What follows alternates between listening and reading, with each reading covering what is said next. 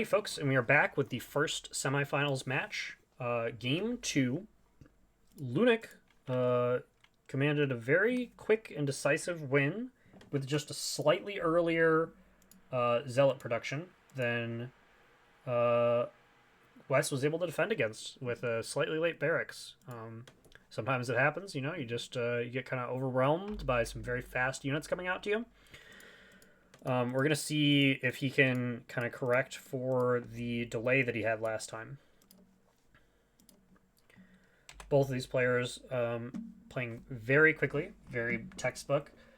Lunik now realizing finally that his second assimilator, kind of a waste of money right away. If you're trying to build stuff very fast, building the second refinery right away typically isn't it. He's kind of gotten that down, whereas Wes still building 2 refineries. That's okay. Not too big of a deal. Not the worst thing you can do, but could be better. I think we're seeing the natural getting developed here. Yep. Lunik on top of the timing. He says, I have exactly enough minerals. I'm going to build it right away. The natural base, it is, if you have not heard us describe it before, is the base that you naturally go to second. This would be this base in this map. And the natural in this base has multiple extremely rich mineral fields. These give you minerals at a much faster rate. So we picked this map because it will it'll press players' APM. The more minerals you have access to, the higher your APM needs to be in order to successfully manage all of the units that you have access to, and all of the be able to spend all of the minerals that you have access to. So we're going to see what these players can do here, and if they can actually push it to the maximum. We see the barracks coming out here, gateway coming out just a few seconds earlier out of Lunik. Probably not enough to matter at this stage of the game. We will see, though. We'll see.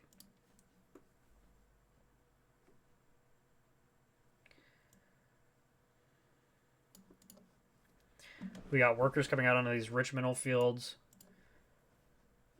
Lunik's natural is just a slight hair faster, but it's negligible, most likely. Most likely negligible on this. We see 4 supply depots coming up out of West right now.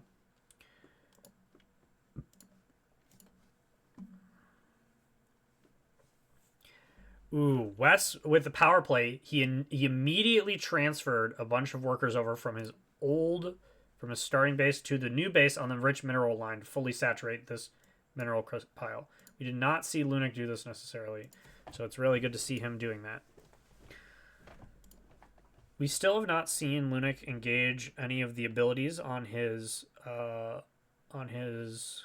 Nexus. This Chrono Boost speeds up the rate at which your units get produced. So we would really like to see that being used on this to rush units out, or on these to rush probes out. Or you can use it to speed up the construction of stuff, which is a really interesting strategy that you're able to do. Wes with the reactor on his first barracks, a second barracks also going up. He's confident that he is going to have enough minerals to be able to produce a lot of units, and he is correct because he has these rich mineral fields access.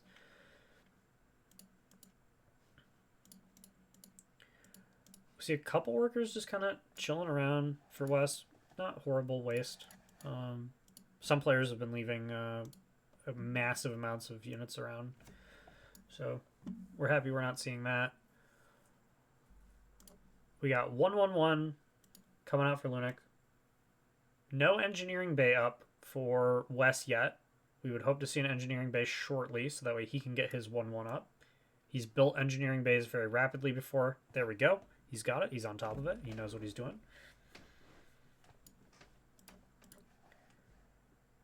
Second barracks also going for a reactor. So we're looking at likely big marine rush. We're looking at West trying to pump out 20 Marines really, really fast and just running them at Lunik.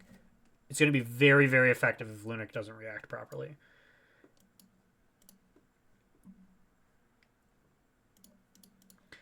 There are some more rich mineral fields available for these players down here at like what would typically be the fourth base. So you'll expand here and then expand here and then you'll expand over here.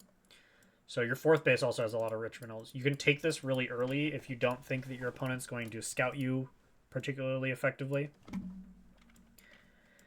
You see Ludic coming up with some zealots to try to get some harassment off. He's got 5 zealots wrapped up here. This is a lot of zealots, but it's definitely not enough to deal with, theoretically, these 7 marines altogether. Maybe even more if West can actually start building units out of here. Again, we were talking about how that APM is really, really, really important when you've got these rich mineral fields access.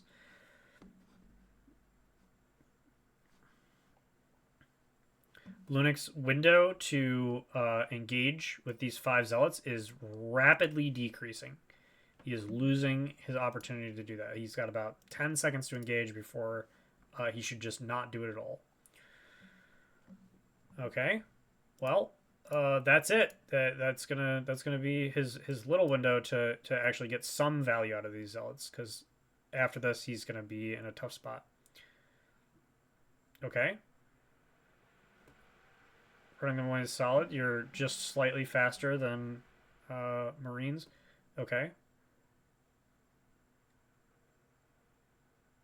Okay. Just barely making it out of there.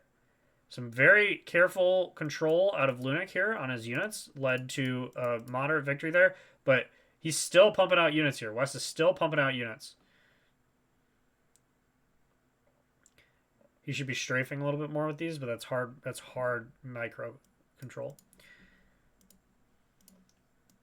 In the meantime, Lunac has produced again that number of zealots and kept his expansion running forward. So he's got a 3rd base up and going.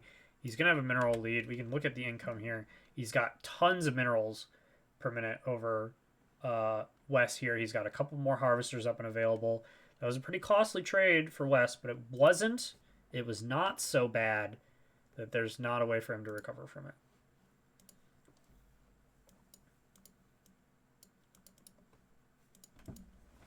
This many Raptors can do some really interesting stuff against Zealots. If Wes can figure out the stutter step where he kind of attacks and moves away and then attacks and moves away, Raptors are just fast enough over Zealots that he can kill one, turn around and walk away, kill one, turn around and walk away with the right number of these. Again, that's going to be very tight, careful control. We see Luna getting up some more gateways. He's now got 4 gateways on the map available to him. That's going to help him deal with the marine rush that's happening right now. We'd like to see some armor coming out of West to support these ground units.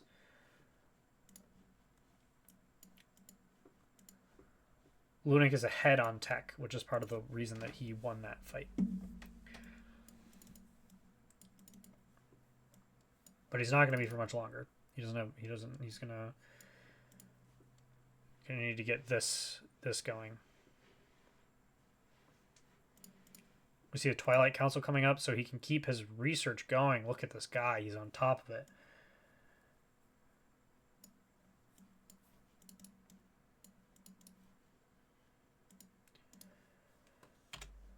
We've got 14 Zealots to 14 total units out of West here. Some Adepts coming up. More Zealots coming out.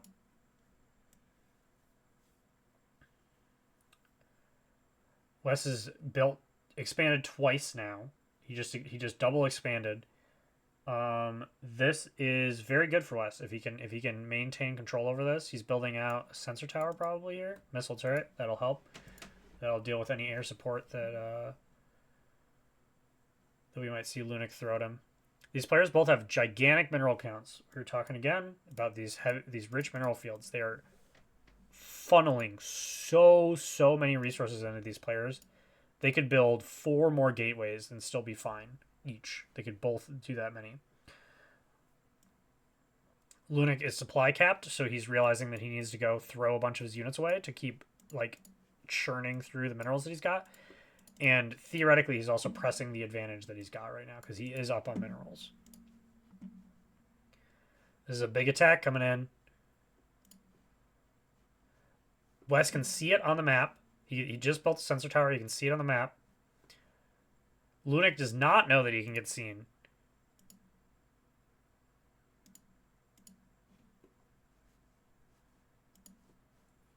West getting the ping that he's under attack. He sees it. He sees it. Oh, he walked way too far forward. Oh, no. And those zealots are just gonna... That'll do it.